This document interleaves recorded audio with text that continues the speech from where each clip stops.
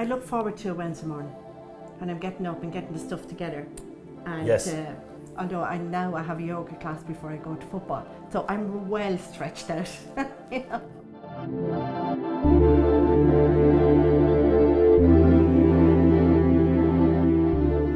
In May 2017, I was diagnosed with breast cancer. So after my treatment, I had decided that I needed to get back. I needed to get exercise and just back into stop being an invalid in a sense. But I was listening to, I think it was Ray Darcy, and he was talking about it. There was an article on, and it just caught my ear, and I said, gee, I must ask about this. So I, of course, checked Mr. Google, and it just came up, Walking Football Dublin, and then I contacted, I think it was Jerry. I rang the number anyway that was there and said, can I come over? I said, grand, yeah, Abbottstown, Wednesday morning. Been playing ever since. For our age group, the over 30s, it's very relaxed. It's well paced, and you know, all of the people really that we play with are the same age as ourselves, so they take care. You know, yeah. So you know, there's nobody doing silly stuff and going to injure anybody, and so really, it's great exercise, and it's a bit of fun. Yeah. You know, and the slagging is always great.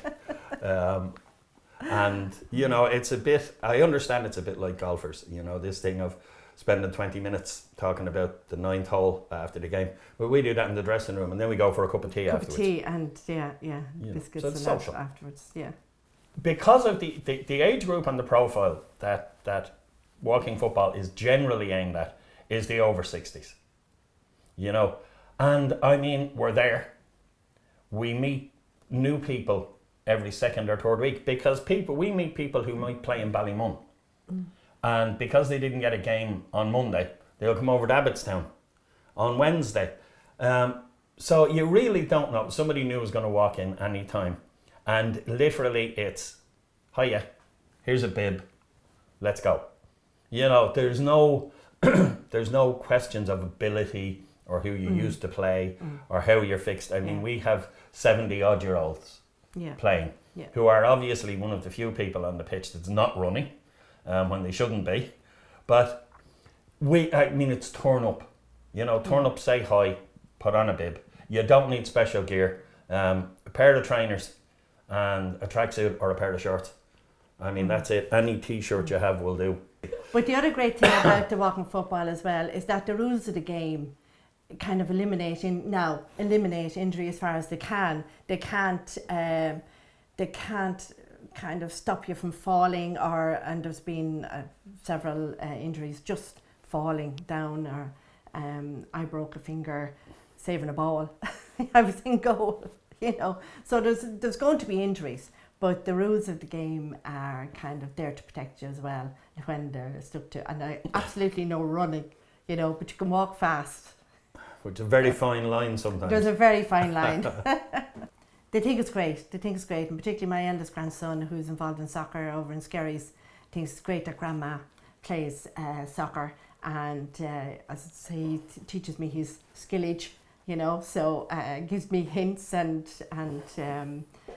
just he's delighted with it, you know. And I think it's great for myself personally.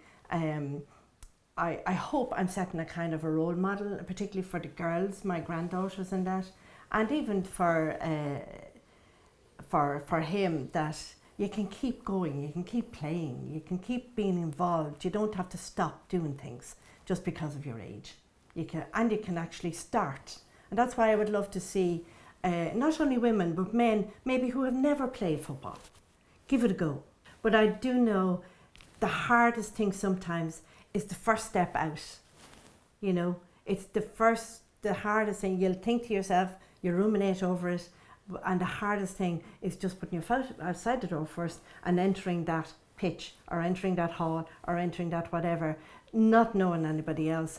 And I know when we went over, it was like that. It was, especially for me, because I was the only woman there and there was no man. That has never bothered me anyway. But that is another aspect of playing walking football, you get to talk about your illnesses, and you get to talk about when you're not feeling well, and you get to talk about your bad knee and your bad hip, and it's an outlet. So and it's important to talk about all these things. You get to talk about your change of medications, and you know, and how it's affecting you, and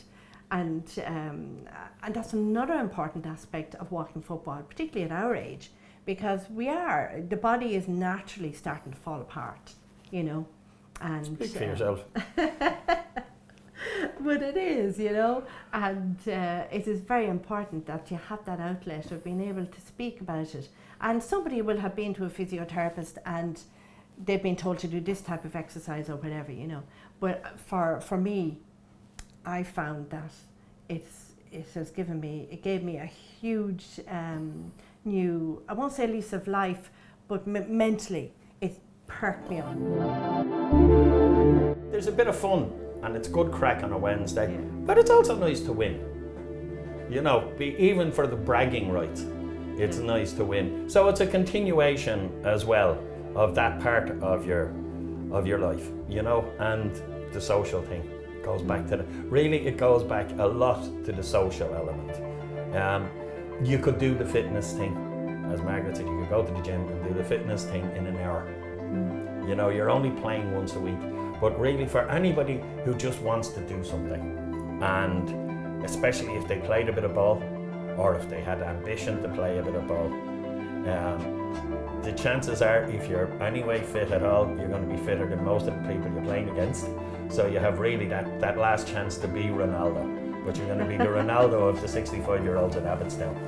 But go for it, why not? Yeah.